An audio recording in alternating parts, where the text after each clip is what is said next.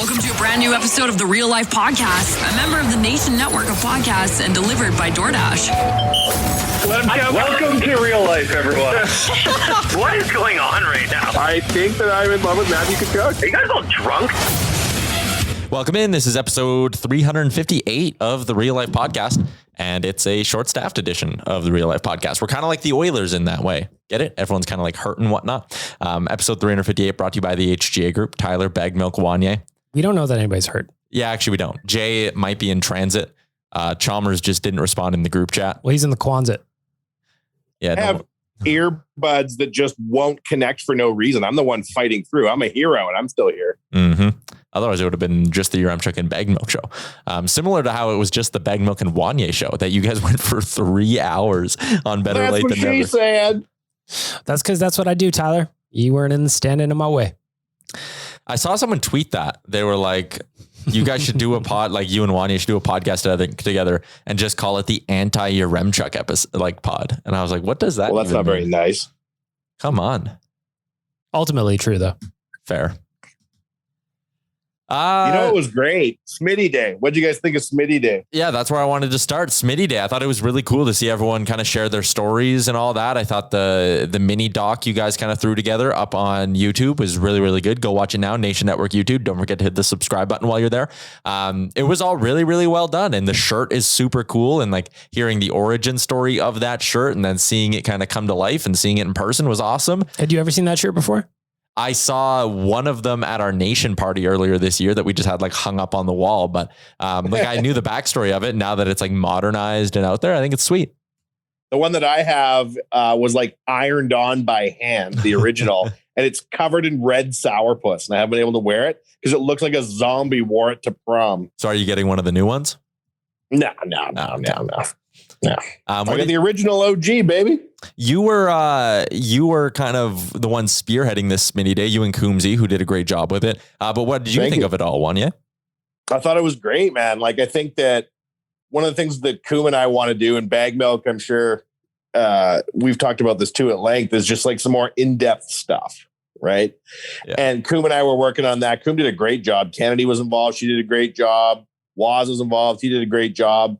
We had over 1 million impressions of Smytty Day across the major platforms. And I think like it was funny. Well, it wasn't funny, but when Connor got hit in the mouth and he chipped a tooth or whatever, people were like, he's losing teeth on Smytty Day. I was like, yeah, Smytty Day. I'm like, wait a minute. That's just me and Coom. We decided it's Smytty Day.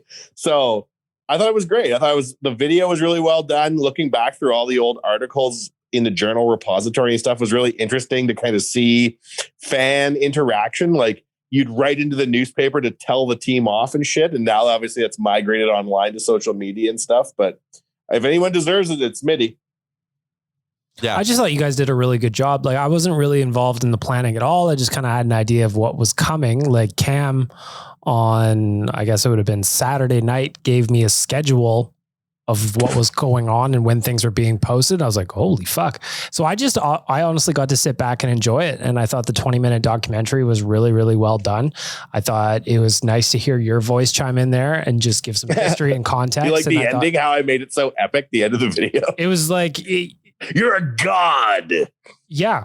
I thought that it was fun. It was nice for me, from my perspective, to just sit back and enjoy the content because there was a lot of it, a lot of really good stuff. I think we're going to take it two ways from here. One, this time next year, we're going to celebrate Smytty Day again. And we're going to add to the content that we made this year. So we'll rebroadcast the 20-minute bio, but we're going to look at some other parts of Smitty's life and different, maybe top 5 Smitty goals and that type of shit. But honestly, the goal, the more I was reading tweets from people yesterday and just seeing how people remember Smitty, like I kind of think sometimes I'm looking at the Oilers through a special pair of rose-colored glasses. Like I love Smitty so much, but reading everyone's commentary yesterday, a lot of people do too. So we're going to try and just keep bringing it up every year that they should retire his number. And maybe we'll bring back a petition, like Bring Ryan Home. The original protest site was a petition to get Smytty to come home. Maybe it's in a couple of years or next year, we'll do a petition to retire his number. Like Smytty deserves to have his number retired. And a lot of people, I think like this. Yeah, I don't like, I'm kind of on the fence about it, but I do think that this is we've talked about this 100 times, but like the start of some sort of wall of honor kind of thing for the Oilers, sprucing up the arena a little bit, giving it a bit more of an Oilers flavor, I think is something they should do. And I think that's something that the first time you do it, it'll be a really big event, right? Like the first name you put in the Oilers wall of honor will hold some significance. And I think it should be Ryan Smyth in that first spot, because I think he is the ultimate example of what you would want a Ring of Honor, Wall of Honor, Oilers Hall of Fame room to be, is a guy like that who, didn't have. I can understand the distinction between people who won cups and are in the Hockey Hall of Fame and whatnot. But I think Smytty didn't win a cup because the Oilers failed him, not the other way around. If that makes any sense. Yeah, right? But even if the Oilers would have won a cup, he wouldn't be a Hall of Famer, right? No, but I don't think that you have to be in the Hockey Hall of Fame to have your number retired. Yeah, I agree. I just find that to be a weird, a lot of people get hung up on that detail. But I don't know. I can see your Remchek. You're a purist. I'm not dismissing your point of view. If there's any modern Oiler who deserves to have his number retired, ignoring the current wonderkind, the only player from 1990, I guess the cup, 1990 to bloody Connor showing up in 2014 would be Smytty. Yeah, I agree. I don't think there's anybody else who deserves it. Now, having said that, a Ring of Honor and that type of thing, that'd be fucking awesome too. Yep. So Smytty Day next year, we're going to have more content. And then we were thinking maybe it's time to start doing a deep dive on former Oilers who deserve a Ring of Honor type thing. I really want to do a video on Ales Hemsky. Yeah. And I'd love to do an Ales Hemsky Day, because I feel like there's a lot of kids now who don't recognize or weren't really around to understand the beating Ales Hemsky took on a night in, night out basis on teams that largely mailed it in. Right. And Koum and I were talking about this, and he said he was looking at Ales Hemsky's stats, and Hemsky really wasn't here for the advanced analytics popularity that there is today. But he's Hemsky's got very interesting stats that stat people would really probably view him as oh, damn, look at this guy's numbers he was putting up. And so having a deep dive Ales Hemsky Day with 5 or 6 articles and a 20-minute bio and shit like that, we think might be an interesting thing to do down the road. What do you guys think about that? I love the idea of it. Yeah, he was one of those players for me that on so many nights, Ales Hemsky was the only reason to watch the team. Yeah. For sure shit.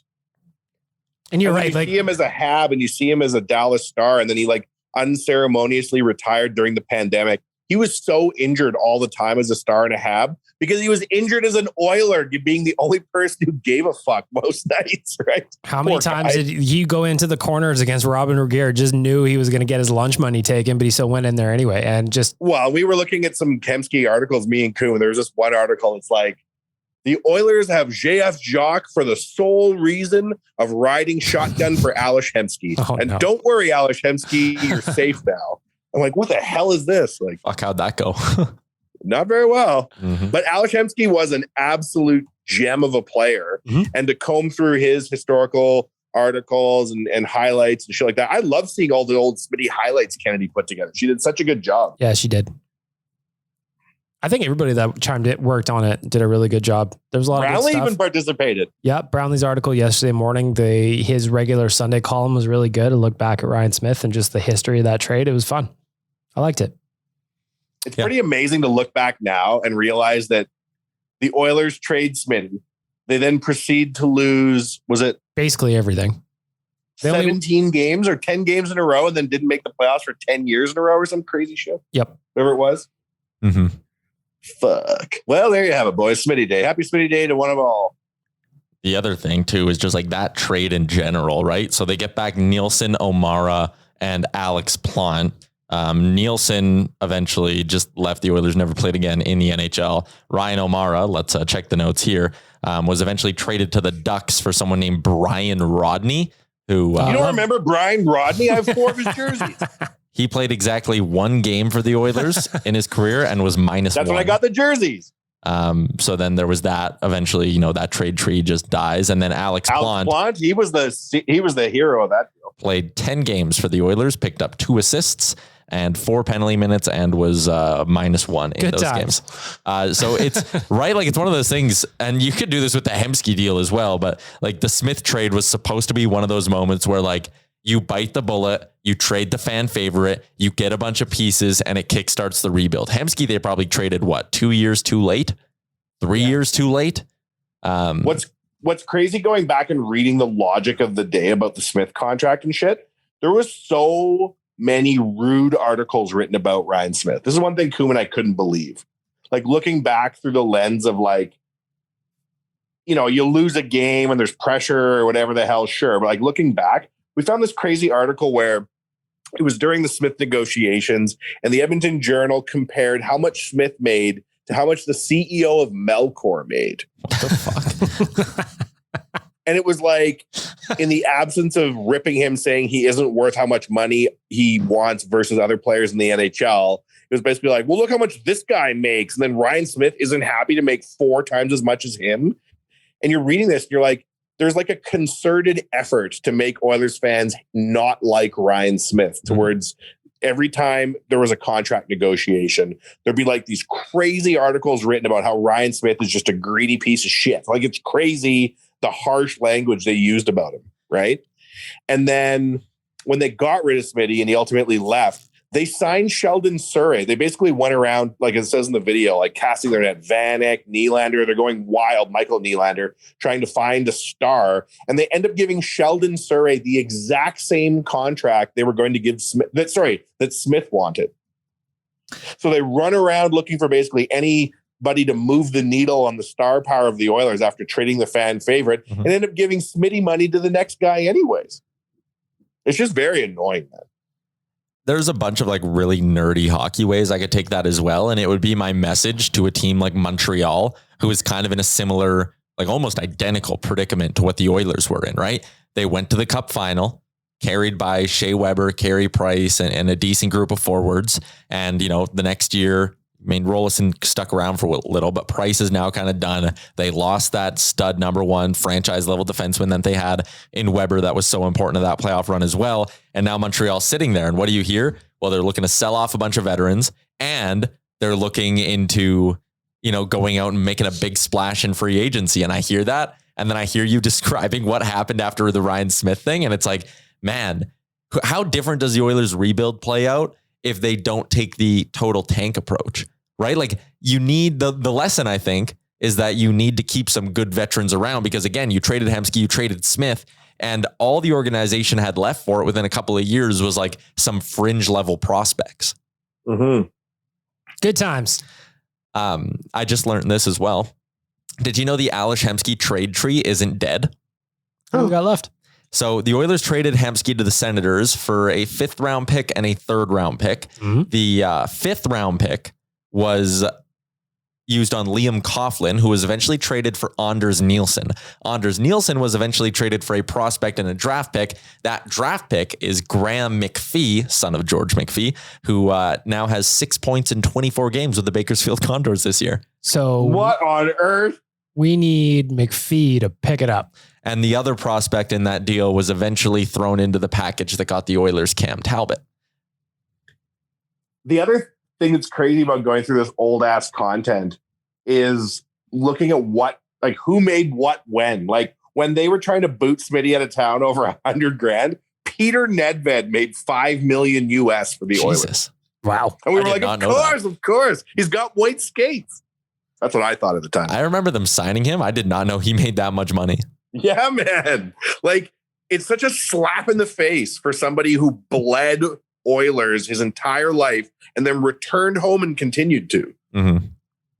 Yeah. That's why I think they deserve to retire his numbers. Like he just suffered such shitty treatment that if ever there's somebody that you maybe overcompensate in retirement, and I'm with you that not everybody, I don't think it opens up the floodgates for shitloads of Oilers alumni having an equal case to be in their number retired just because Smytty did. Because I don't really think there was anybody else who gave it his all during dark years and was shat on as much on the way out of town. And he came back again. Like it wasn't like when Smytty returned, it was a different organization. It was the same organization in a further state of disrepair.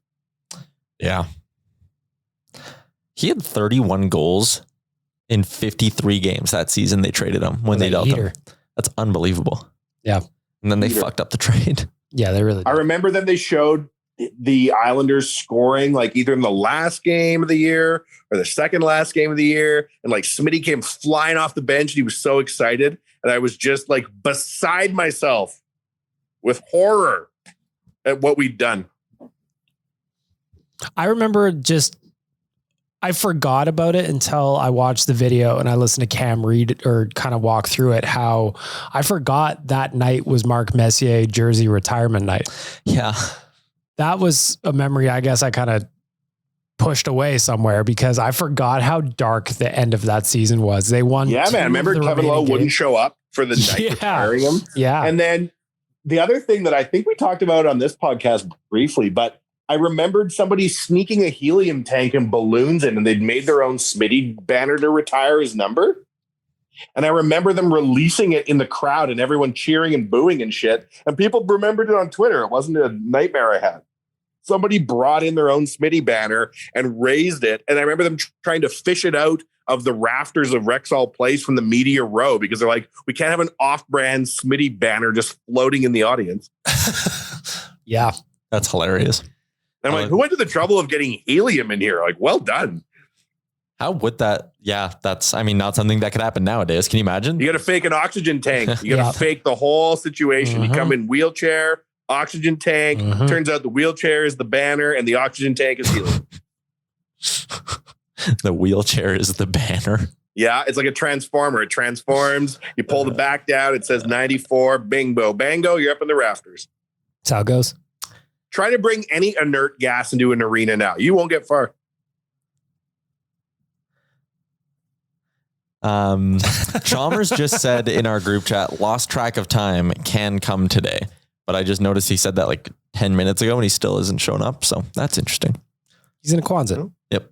Still in that little backyard bunker of his. What other players from the Oilers would you like to see deep dives on their careers like that 18-minute video? Nuge eventually. Wow. Let's ignore the current day Cats. So what are we talking about? Just any time up till now? Any inactive Oiler. Any inactive Oiler. I think some of the hometown guys would be interesting. Like guys that would that kind of grew up around the area, like Fernando Pisani. He didn't mean as much necessarily as Ryan Smith did overall, but he had that one glorious spring run that everybody still remembers. Fernando's probably a great one, actually. And I got into an argument over Cujo, and I realized how bitter I am at Cujo. Those were different times. Hey, it was interesting to even, again, Cam covered it in that video where it's just like all these guys left, and it wasn't because necessarily that they didn't want to be in Edmonton. They just couldn't afford it. I remember seeing Cujo after he left. Yeah, he signed as a UFA with Toronto, right? And I remember seeing him at the Outback Steakhouse across the street from the mall, like the day after we found out he was leaving, right? And like, he's a very good man, Cujo. You even see like he wrote a book on retirement, very happy guy, blah, blah, blah. The tension in the Outback Steakhouse as Cujo had like his goodbye Edmonton dinner with his family was like so thick you could cut it with a chainsaw. Everyone just kept looking over at him and the entire restaurant was murmuring the entire time. Murmur. And I'm like, damn you, Cujo. We had it all. Guy just wants to enjoy his bloomin' onion.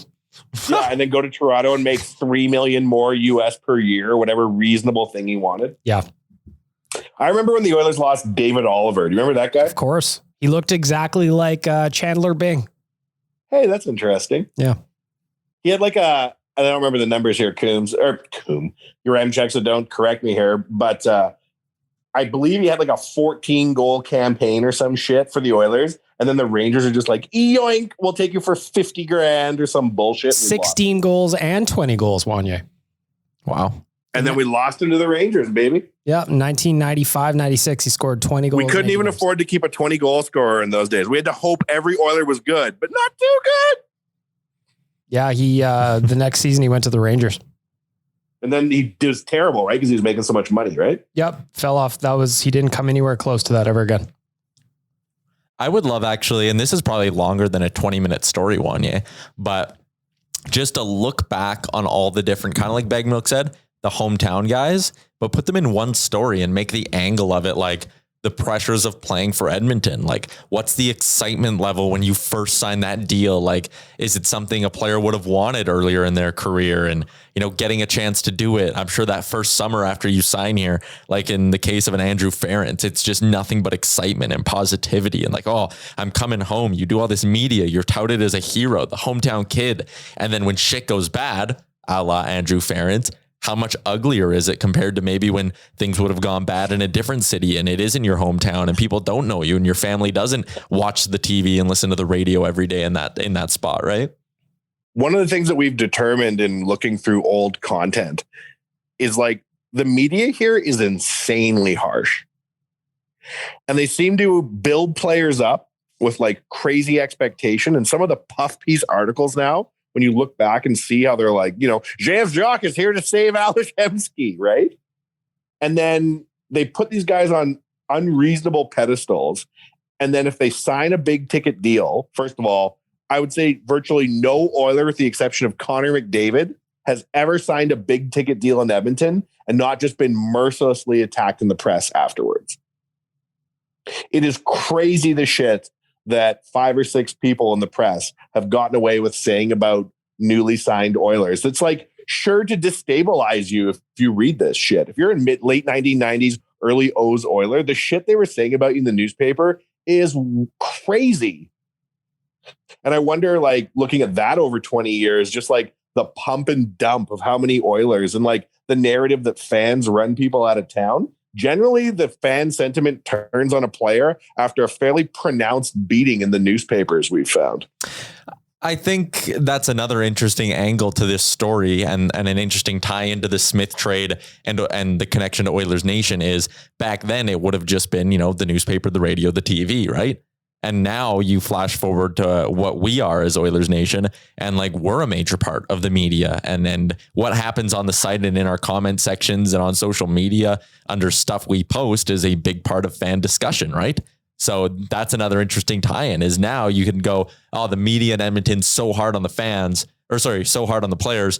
But now that the fans are on social media and the fans are so engaged in stuff and every fan can give their opinion to X amount of people whenever they want, it's more like, you know, the fan base is tough on the players, but that's true in countless markets around the league. Well, and not only that, but like the subset of people who talk on social media are usually of a certain type, right?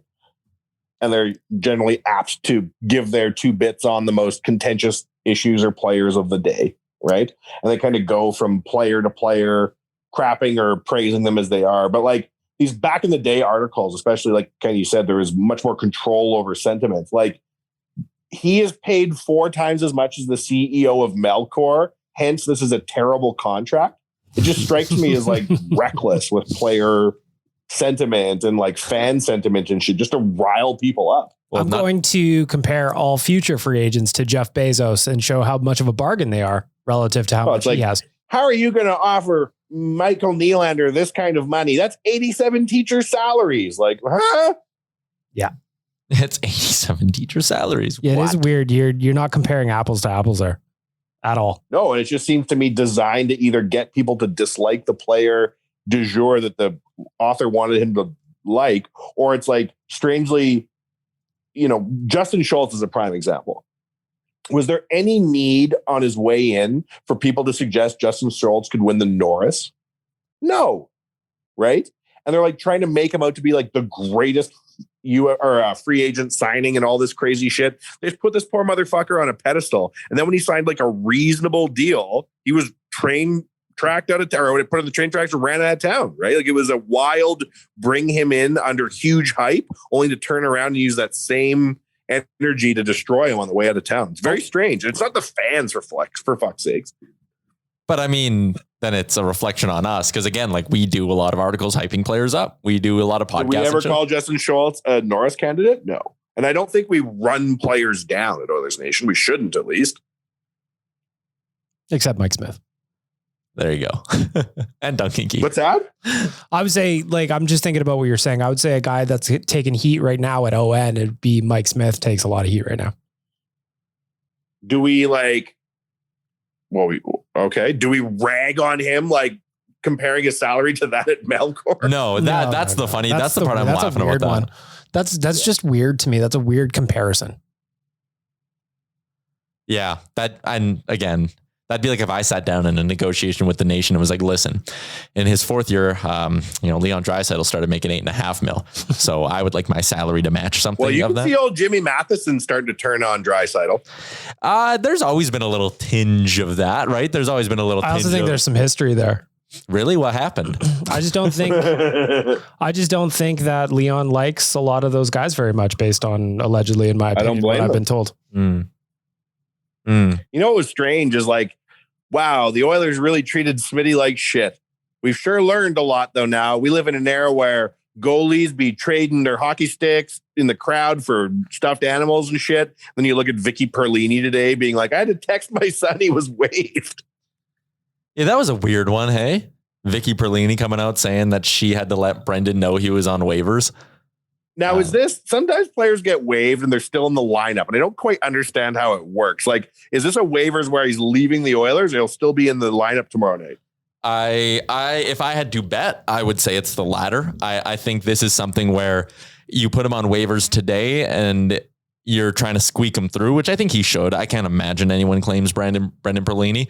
And then he's roster flexible for the next month, right? You can move him up and down. You can do little paper transactions. You can create some cap space if you need to. So is it supremely rude not to tell him that's happening? Is it supremely rude? Or is his mom overreacting and trying to tell his teacher off on Twitter? Like, for all we know, the Oilers didn't skate till 1 o'clock, right? So maybe the team was like, we'll talk to him when he gets to the rink here and be like, hey, it's paper transaction. You're going on waivers, blah, blah, blah. Like, I don't know enough about like the inner workings of an NHL team. Like, maybe they could have given him a ring and been like, hey, you're going to see your name go up on waivers in an hour. Like, don't worry about it. Please be at practice in an hour. I don't know. I don't really understand it. Cause like back in the, maybe I'm just remembering things wrong, but like it used to be a guy was placed on waivers and you never saw him again. Yeah. But now with the cap, it's just, I mean, a totally different beast, right? And especially this close to the deadline, you're trying to keep money available, blah, blah, blah. Duncan Keith could come back tomorrow. So like they just need more roster flexibility, I think.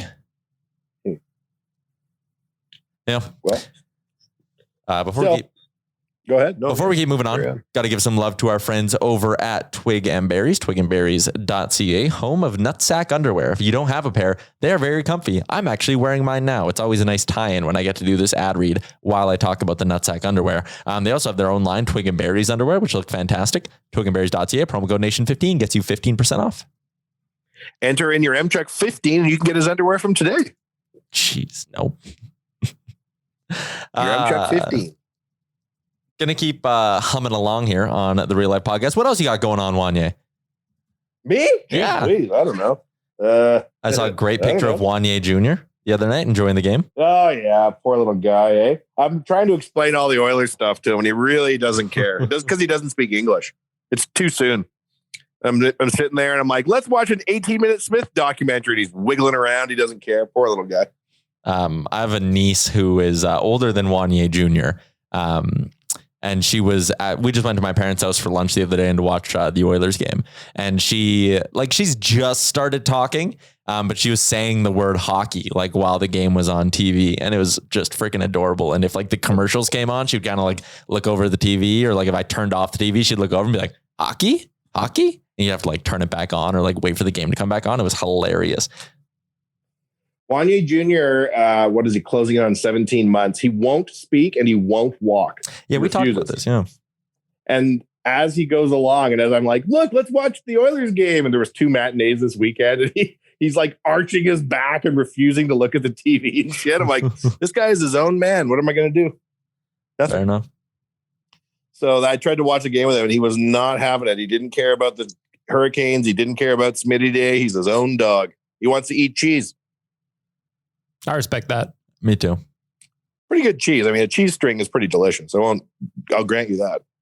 I've done a lot of content about cheese lately. So I'm really into this conversation, actually. Cheese strings, I will murder those. I do 2. You love cheese? What's going on? Yeah, like at a time as in like unwrap them all at once and bite into them all at once? On biting? No. I do the thing. I'll peel little strips off. What I've been doing on Better Late Than Never, Wanya, is just talking about things that when you were a kid that you maybe ate a lot of or whatever, and you not really understanding how much it cost. So for me, the story was always cheese. I would just snap off a piece off the brick and just chow down. And my dad would be like, you need to stop doing that or I will throw you in the river. And I didn't understand why. And it's because as I get older, you find out that a block of cheese is $6,000 and you're like, oh, okay, well, that makes sense now. Mm-hmm. I remember one time going over to my buddy Josh's house when we were in junior high, and he went into his fridge. Do you remember tub cheese? Like Cracker Barrel tub cheese? No. So this was like a sharp cheddar that came in its own like margarine container. Kind of like a cheese whiz? And the cheese did. Yeah. Like it came in its own Was it like plastic. spreadable or was it like a hard brick of cheese? No, it was like a hard cheese, right? And you just like shave it off or whatever. It's like a sharp cheddar. Anyways, my buddy Josh takes me around his whole house and then ends with, and as you can see here, and he pulls the tub of cheese out, we are rich. I'm like, damn, you got that tub cheese money. How dare he flex his cheese money on you? We are rich. And he sets down the tub of cheese on the table. Well, that was like when I had Gregor on the podcast and I asked him about cheese and he pulled out some of the fanciest cheeses I've ever seen. JG doesn't fuck around. Oh, I'm sure. He saves all that money on combs. Hair products. Got that cheese money. Got all that cheese money. Delish. So what do you talk about your favorite kinds of cheese or just general things as a kid that you no longer eat? Just things that you ate as a kid that you didn't realize how expensive they were. Another thing is Caroline said almonds, something she loves as an adult, but she's like, man, a bag of almonds is really expensive. And I'm the same thing with pistachios. I love them, but you'll miss a mortgage payment if you eat too many of them. Yeah, pistachios are expensive. But when I was a kid, if we ever had pistachios, I'd down the entire bag, not thinking twice about it. Mm-hmm. Rude. Sub and pumpkin seeds. Yeah, you're a big pumpkin seed guy. I've learned murder pumpkin seeds. I always, like 24, every day of the week, I have a bag in my car and I'll just have it there while I drive and I'll just be crushing them while I drive. I'll go through like Spitz pumpkin seeds, not sunflower seeds. They got to be the big, thick pumpkin ones. And I just crush those. I'll go through, like a bag a week just while I'm driving, just popping them in while I go. Kind of like Chalmers in that way. You're big. You like to munch while you're eating, huh? Or while you're driving? Yeah, I have a very short attention span, so I have to keep myself kind of like engaged doing a few different things while I drive, so that you should just drive, man. You should just drive safely. Yeah, that's enough for safely. One person to do it once. Just drive. Well, I was watching season 2 of whatever on Netflix while I was driving, and I don't know what happened. Got in a car accident. No, I don't go on my phone, but like keeping like eating while I go. It just keeps me more engaged in the road. It doesn't allow my mind to wander as quickly. Have a nice fondue while you're on the Yellowhead table. Trail rather. Yeah, he's just melting cheese in his cup holder. Plugged into the fucking Gouda. Cigarette lighter. Yeah, delish. Your cigarette lighter's your fondue machine. I always thought it was funny, the cars that now have coolers in them. Or like little fridges in the center console. That seems like a bad idea to me. And also like what you need of the things you're drinking. What, you want your water to be like extra cold? Do you always need to have cold? Maybe if you're an Uber driver. I like when an Uber driver gives me a cold bottle of water. I do like that too, but I just think like, what are you taking Uber Select there, Mr. Zuckerberg? What the hell's going on? No, this has only happened to me once and I'll never forget it because I ordered a normal Uber, but I got an Uber XL. So a guy showed up in an Audi and he had a cooler of water in the front seat. And he said, do you want one? And he gave me a nice cold bottle of water on my way home from the pint. And it was very memorable to me. And it's only happened once. When I went to Arizona, I was outside the airport waiting for my Uber or looking to call an Uber. And it was whatever, like $32 for a normal Uber or $28 for an Uber Black. So this guy picks me up in like a blacked out Lincoln SUV. It was sick. What the hell? How can that be cheaper?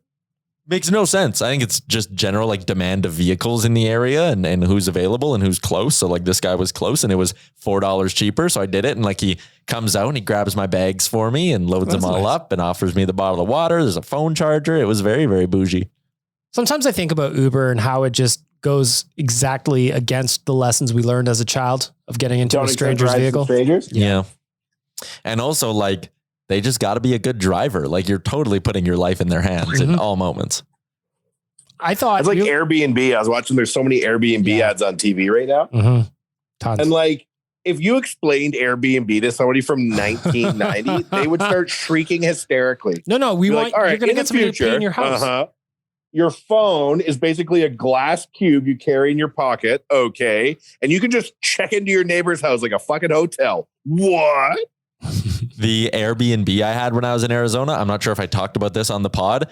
It was the worst Airbnb experience I've had. Why? Go on. So on the Airbnb site, this place has 5 reviews and they're all 5 stars. So it must have been a fairly new Airbnb to only have 5 reviews, right? The pictures all look great. There's like a courtyard, a pool. It's a little like condo. It looked like staged very nicely in the photos. You walk in, there is nothing on the walls, like no decor. There's like shelves built into the walls too. Nothing on them at all. The walls are like marked up rather severely. Like someone in some areas just like took a big desk and like jammed it up against the wall a bunch of times, marked it up, dented the wall, then was like, well, let's get rid of this probably desk. Where all the pictures went, too, that same party. Probably. The TV is hung at, I wouldn't say a 45-degree angle, but like it's a solid 15 to 20 degrees slanted and off while it's mounted to the wall. They had a Roku, that like one of those little Roku boxes plugged in. But since, again, there was not really a lot of shelves or decor, there was nowhere to put it. So it just dangled suspended from the sideways TV. Dangling Roku? Yeah. You walk in. 5 stars? Question mark? Exactly. You walk in and the first thing that comes to your mind is, wow, this place reeks like cat litter.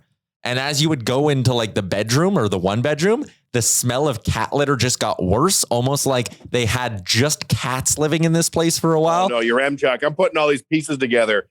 Big party markings, nothing on the walls, cat litter. I think you stayed where they had a furry orgy. Potentially. Yeah. They only Dirty left Mike and us. the boys. There was 4 of us and 2 bathrooms. We were there for a week. They only left us 2 rolls of toilet paper. Wow, that's all you need. So Furries love toilet paper. So we had to go out and like buy more. Bat it around. They advertised in-room washer and dryer, but didn't leave us laundry detergent or anything. So we also had to go buy that. And then they also only left us 1 garbage bag. So like when we had to change the garbage out on 3 days, we had to go buy more garbage bags. Toilet paper to throw in the garbage. Yeah. Yeah. So it was just an absolute shit show. The pool, How was the pool? The pool was, so there was a pool and a hot tub. The first night we got there a little bit later. It was like 8 o'clock. So it's dark, kind of chilly. So we're like, oh, let's go use the hot tub. So we like our little group goes, gets changed, walk down to the hot tub, put your foot in. You're like, oh no, this is cold. It's not warm at all.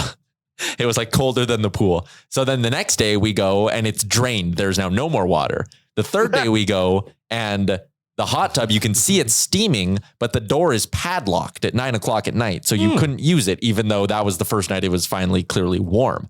So that was a failing grade. There was this little outdoor pool table area.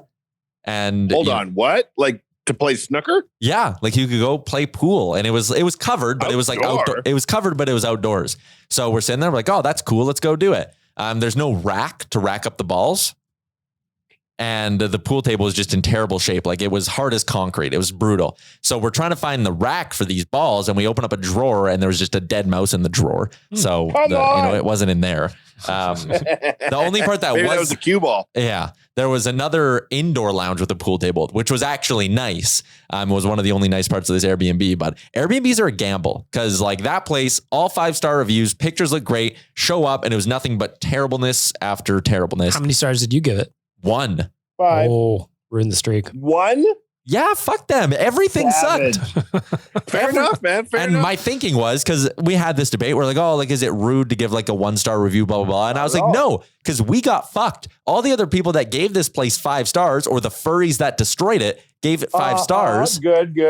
And they in turn screwed us. So while, yes, maybe we're screwing over the people who rent this place, we're not helping out future people coming on vacations here, because they'll be like, oh, it smells like cat piss. And when you open up the little furnace room, the air filter is just straight black because it hasn't been changed in a couple of years. Yeah, it was terrible.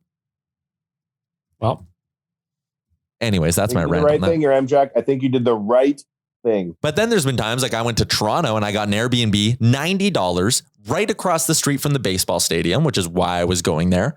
So like $300 a night cheaper than most of the hotels in the area. And like hot tub was perfect. We show up there and it's just like a young guy. He's like, hey, like, welcome to Toronto. I got you some champagne and orange juice in the fridge to like get your trip started off right. And like, it was awesome. It was one of the best spots I ever stayed at. I would stay there every time I go to Toronto if I could. But sometimes it is just a huge gamble.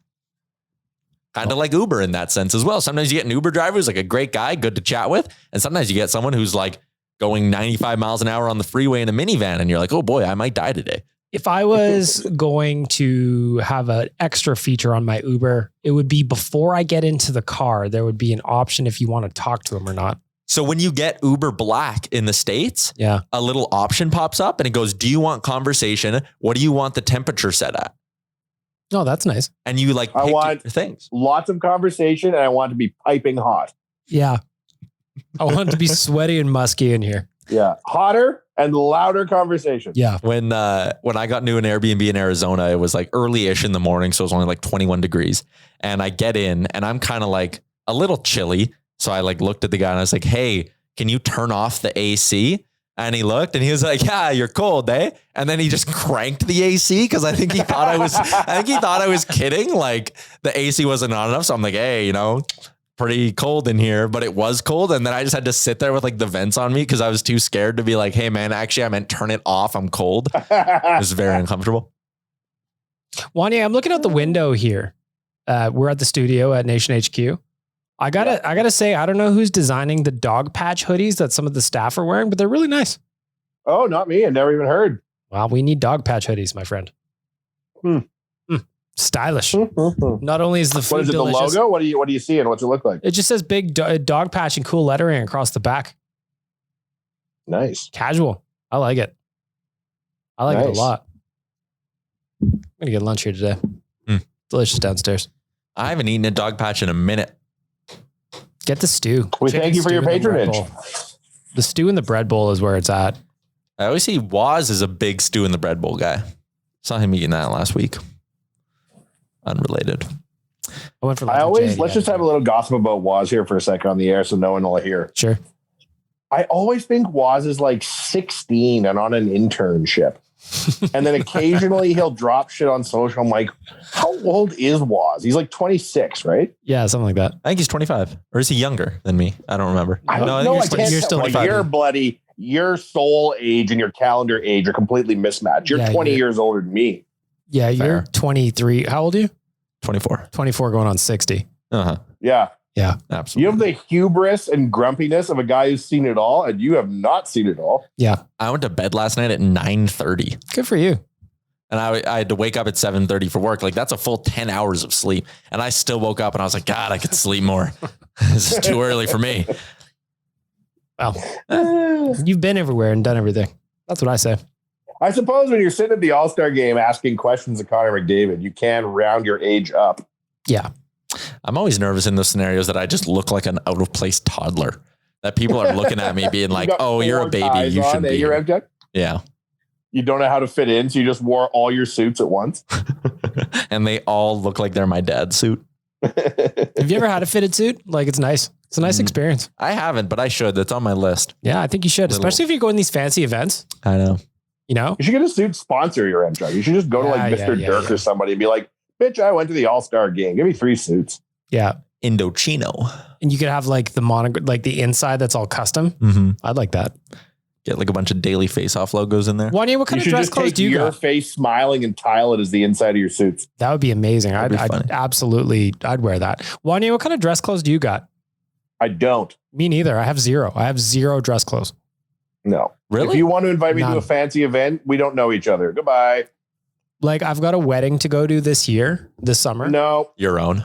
And I have to buy a suit for it or something, or I'm going to just show up in a Tommy Bahama shirt and flip flops. It's not a bad That's look. the one thing though. Weddings, there's always like you can go to a wedding depending on the wedding. A good Star Trek wedding that always holds water with me. Sometimes you have low casual weddings, low formality weddings, all good, right? Yeah. If you go to a formal wedding and you show up with like a t-shirt and jeans on, you are disrespecting the bride and groom. in That's my right. mind. And that's what Yeah. this one is that I'm going to. It's a little bit fancier. So I kind of, You gotta dial it in. yeah, I don't think I can just go in the dark jeans and like a collared shirt. Black dress pants, Yeah. black turtleneck, gold chain like The Rock. Oh, Yeah. Or turtleneck and blazer. That's always fresh too. Right? It's not a bad look. Maybe that's what I I'll remember do. when I got an office job, there was a point in my life where I wanted to work downtown, have a suit on every day, have a briefcase, all that shit. And I got my office job and I went to the suit place and I got 5 suits, one for every day of the week, of course. And about 3 weeks into it, I was like, I am dying. This tie feels like a noose around my neck. And the guy I work with is like, yep, 40 more years of this and you can retire. I was like, oh my God. I had a meeting with one of my buddies. One of my best friends is an accountant, and I went to his office and he was wearing a cute little suit. And I walked in just wearing what I always do. And I was just like, we are living in different worlds, my friend. But I know what kind of shithead he is behind the scenes. That's always the funny part, right? When you see your friends like in professional settings. Yeah. And you're like here, like we don't really have a lot of professional settings here. Yes, we do. This is very professional. Everything is just like wear nation gear and whatnot. But I always get a chuckle when I like see one of my buddies out in the wild and they're like dressed fancier. They're with work folk. And you're like, oh man, I saw you shotgun 8 beers last weekend. The worst thing is those pointy shoes they all have to wear. You know, they're so shiny and pointy. What struck me when I joined the office set was how a lot of them treated people who weren't wearing suits when you were rolling around in society. I think that was more my issue, right? Yeah. If you want to wear a suit, that's all power to you. But then when you walk in, you're like, hey, we're suit guys. Can we sit near the blah, blah, blah? Like, I don't know about this. I think what I need to do is I need to get a suit and wear it at the most inappropriate situations.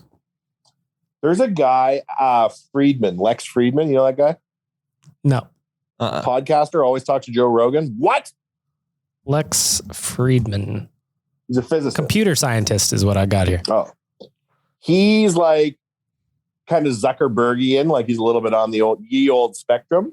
And all he does is wear the same black suit with a black tie and a new white dress shirt.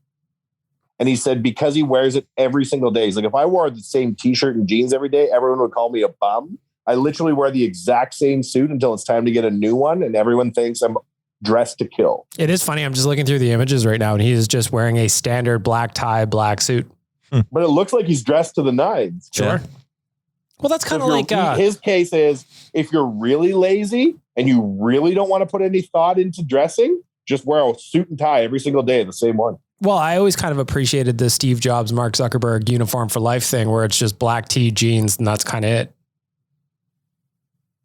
Yeah, I agree. Speaking of stuck up people, I went to the casino this weekend. And that doesn't sound like you. No, yeah, right. Doesn't sound like me. So me and a group of buddies, we were at even your leisure time revolves around gambling.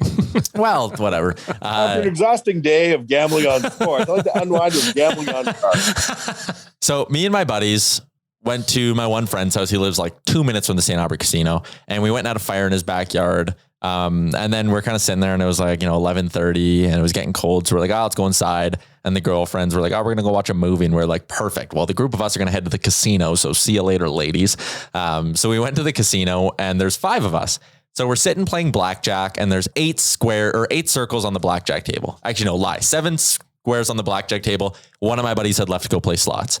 And this guy walks up and was like, there's 3 tables open at the St. Albert Casino, 3 blackjack tables. This guy sits down and was like, can you guys shift down? I want to play 3 hands at a time. Here we go. Big timer. Keep in mind, the table minimum is $10. And my friends and I are there to just have a good time. So we're all playing. Max bet if you do 2 squares, right? You have to do more than the minimum if you're going to play 2 squares, I think is the rule. Okay. Or at least that's the rule as I understand it. So this guy sits down, we all shift down playing our $10, $15 hands. And he just he's got at least $75 on each of his squares. I feel like this angers you. Why does this anger you? Oh, I'll get to why it's angering me. So this guy sits down and one of my buddies didn't really know how to play blackjack. Hadn't played a lot before. So he was just kind of asking us questions like, hey, do I hit on this? Do I not? And we're kind of telling him, because sometimes there's hands like when you have a 16 on a 6. Fielder's choice, baby. Yeah, like I never hit on that because I'm like the chances of me getting a bust card I think are high. I always wave on that. I try to let the dealer bust or sorry, you should always wave on that. If it's a 16, even on a 10, I usually don't hit. And this guy sitting at the end of the table just fucking barking the whole time. Like, don't do that. What are you thinking? Why would you do that? Think about that a little. Like we're shouting out things like that all the time.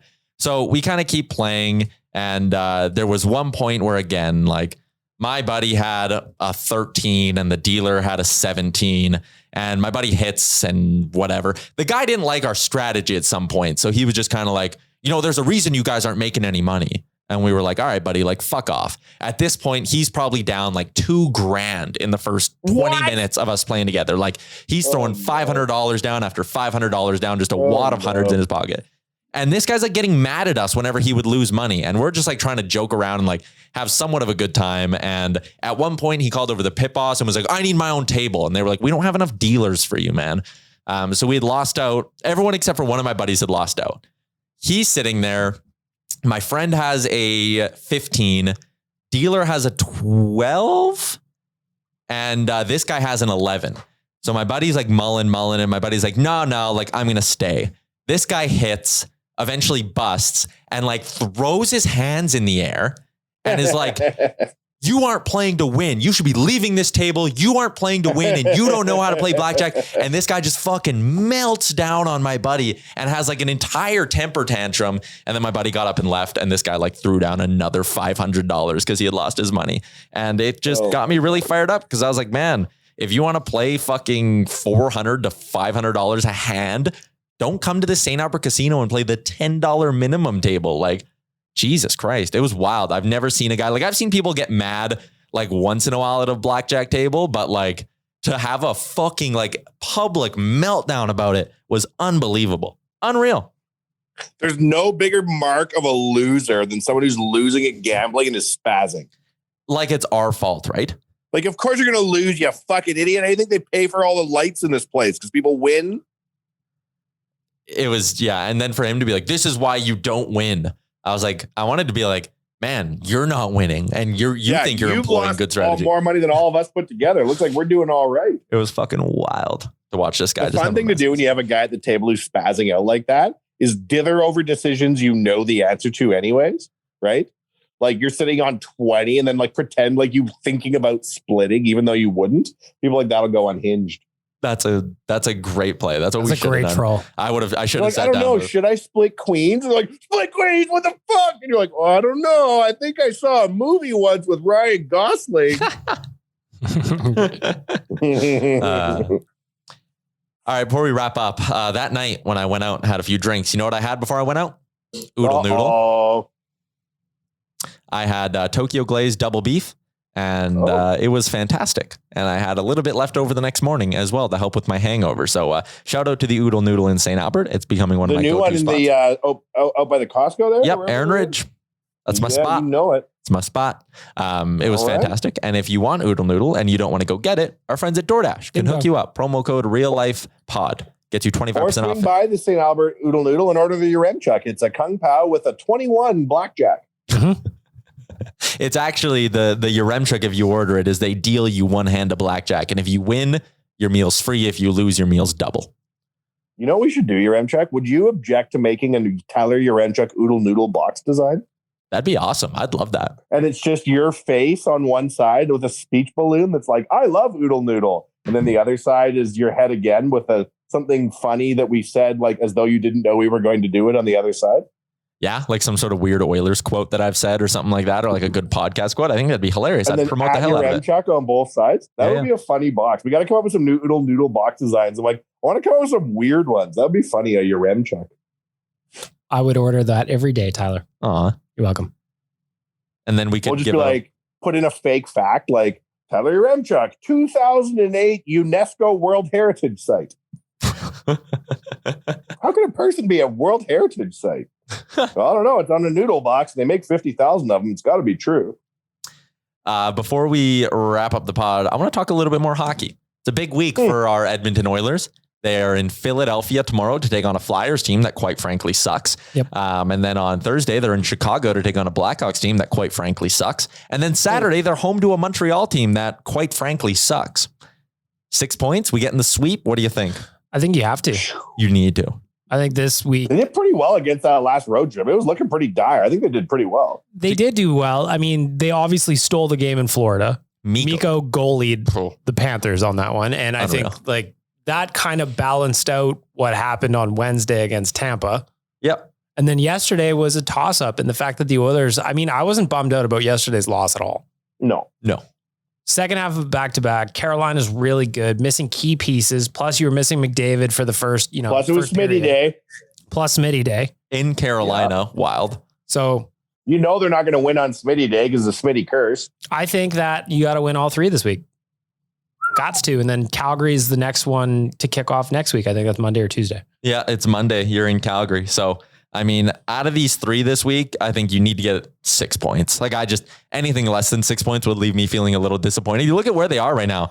They're tied with Dallas for the last playoff spot. And they've played one more game than the Dallas Stars as well. Hell, I thought we had so many games in hand over everybody. They're gone. And the Oilers also play 15 games in March. So like by the end of this month, they're probably going to have played more than a lot of other teams. Edmonton also, they're 1 point back of Vegas and 4 points back of LA now. You're 4 points back of the LA Kings, who have won 5 in a row somehow.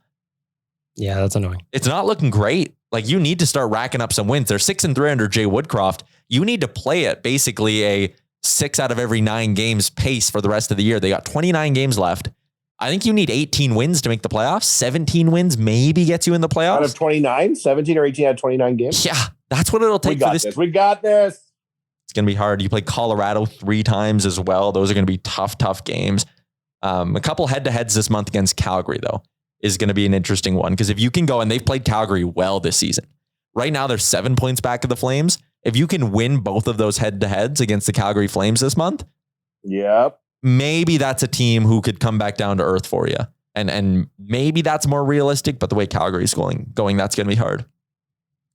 It's going to be fascinating, man. They also play the LA Kings again in April. That's going to be a big game. They play them at the end of this month. So like 2 head-to-heads against LA, 2 head-to-heads against Calgary in the next 37 days. Oh, it's going to be a spicy finish for you, Ramcheck. And I want to leave personality and backstory out of this entirely. Okay. Okay. How do you think Evander Kane is doing? Good. I think he's kind of brought what you thought he would. There's a little bit of nastiness there. He's got a little bit of a scoring touch as well. I know his numbers have been boosted up a little bit because of like an empty net goal and whatnot. But I mean, especially right now, like when you look at the injuries this team is going through, no Nuge, no Yamo, no Puljujarvi, their depth would be hurting even more if they didn't have a guy like Evander Kane who could give you good minutes. Yeah, fair enough. What you watching there, Bag Milk? I was just got a clip from Daily Faceoff, Tyler. Oh, nice. But yeah, like their depth is hurting right now. They're banged up. Oh, fuck. It's a little nerve wracking for me, honestly. It's going to be close. It is. It's going to be closer than we thought. I remember back in like November listening to the Gregor show. Oh my God. And Gregor I was getting my cup ring engraved. Right. And Gregor was like, Oilers fans, you're going to the playoffs. And then he had like all these stats. He was like, of all the teams who have ever gotten this many points in their first X amount of games, 97.5% of them, or whatever his number was, make the playoffs. Oilers fans, you're going to the playoffs. And I remember sitting there being like, God, what a feeling. Playoffs are locked up and it's November. And I was like, God, the rest of the season's going to be a little boring, honestly. But then they lost what, like 11 of 13 or something? Yeah. And I'll never forget your Amtrak when I put the money puck prediction line. Remember how they had that pie chart or whatever? Yeah. February 2020. The Oilers have a 97% chance of making the playoffs. I put that up. I'm like, we did it, Brooklyn. And then we remember what happened. Even if you have a 100% chance, there's still ways shit can go sideways. Like you have a 97% chance of making the playoffs. Then they play 3 games the next 300 days. Yeah, and then there's a global pandemic. Yikes. I don't believe in numbers. I don't even believe in most letters. Big week for the Oilers. How would you handle the goaltending? It's basically a coin toss if they're going to be good or generationally horrific. Either of them are capable of turning in either performance any night. Yep. That's fair. I think you start. I've never seen one goalie this prone to being scored on the first shot, let alone both. Yeah. I would go Mikko first too. I still think like Smith had a 930 against Carolina and he made a couple of nice saves, but that third goal was horrific. And the fact that he got called back though. Yeah. Yeah. It's not good. And how many times, here's what was really concerning for me about Smith. One, he turned over about 3 pucks from going out behind his own net to play them. That's not good. Also, how many times did he make a save and immediately snap his head back over his shoulders to like double check to make sure he had it?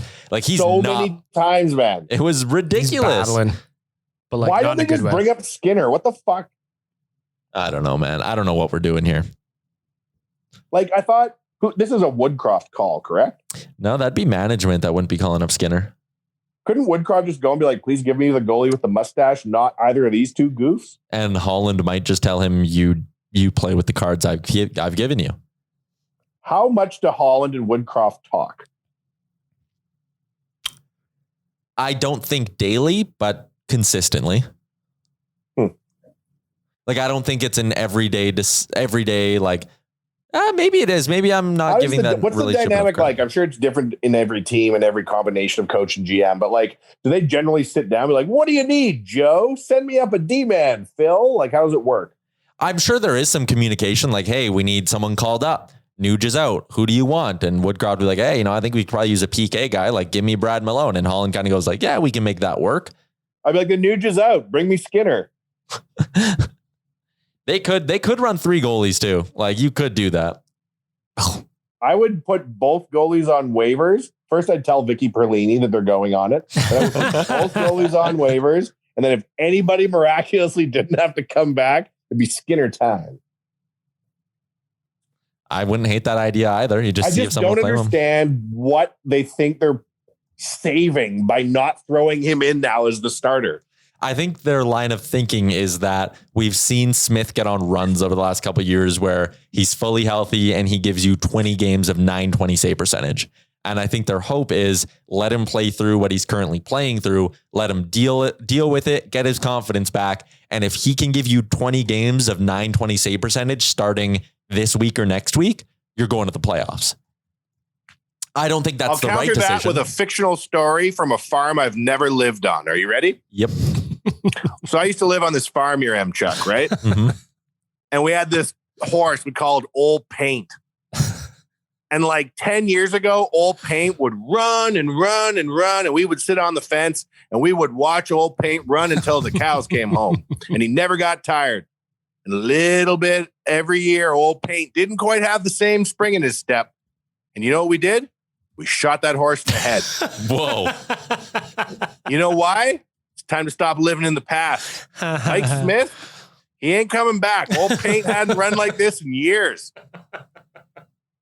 Time to bring up a goalie with a mustache. Yeah. The mustache draws power. You draw power from the mustache. Yeah. You got to. Yeah. If Tippett had a mustache, he would still be coaching. True or false? Allow me. True. And now he's retired. How hard would it have been to convince Tippett to stick around if you're Holland? I was reading an article in the Arizona newspaper. It was like Tippett saying he's retiring to the local guy that was nice to him when he was the coach of the Coyotes, Morgan. right? Yep. And it's like, he has a mansion being built in Flagstaff. He has a mega house already in Arizona. Like, this guy probably retired 3 years ago. What the hell? He's not. He wasn't. Why would you want to extend a guy who's like, I quit? Mm-hmm. I don't know. I think the other, I had kind of heard this about Tippett. I'm pretty sure he bought real estate like during the like economic crisis in 0809. And now the shit he bought is worth like however many times it was worth when he bought it. Like, he hit the jackpot in that sense. That wouldn't surprise me. Plus, he's made millions as a coach. Yeah, that too. He's made a lot of money as an He just wants to chill. Yeah. I do not blame anyone for having like a couple of nice places scattered around North America and going like, hey, I did my thing. I'm good.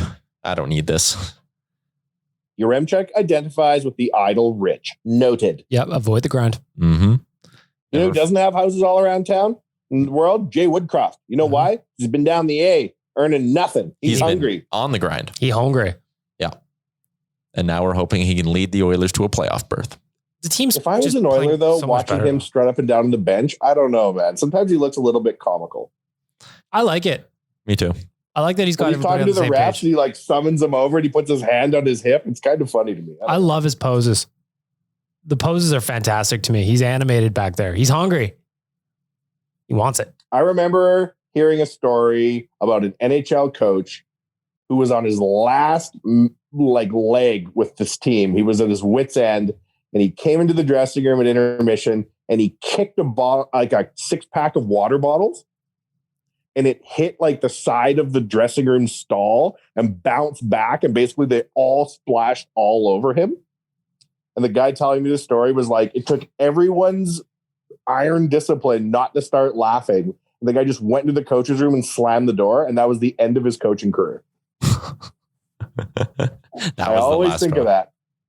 Because remember which Oilers coach kicked the bottles they all splattered on? Remember right around Taylor Hall? He squirted Taylor Hall the water bottle. It was Dallas Aikens, and Taylor Hall threw the water bottle down, and it splashed Aikens on the suit or whatever. Yeah, I remember that. And Aikens like stared him down. Yeah, that was hilarious.